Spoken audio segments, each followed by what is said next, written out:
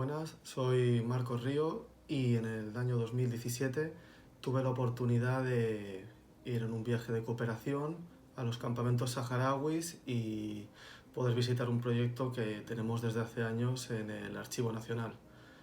La verdad que el viaje que llevamos a cabo fue una experiencia muy enriquecedora, fue una experiencia en la que pudimos visitar el archivo, pudimos ver las condiciones en las que está, cómo trabajan y la verdad que fue muy sorprendente porque pese a las dificultades que ya conocíamos, pudimos ver que llevan a cabo un trabajo más que bueno, un trabajo que funciona y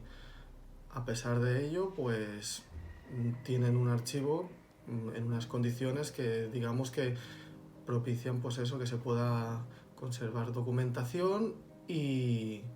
también es sorprendente el hecho de que le den una importancia tan grande como le dan al archivo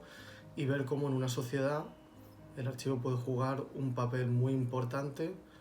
y ser parte pues, bueno, de la agenda de los asuntos de un gobierno, como puede ser el del pueblo saharaui. Es por ello que creo que el proyecto que llevamos a cabo, en el que llevamos tantos años, es un proyecto que tiene que continuar, que se le tienen que seguir dando recursos y en el que, pese a que ellos funcionan con una gran autonomía y son capaces de desenvolverse en muchas cuestiones, siguen necesitando de nuestra ayuda debido pues, a la situación que todos conocemos en la que se encuentra el Sáhara. Es por ello que animo a todo el mundo a que se embarque en algún proyecto de este tipo y seguir ayudando. Un saludo.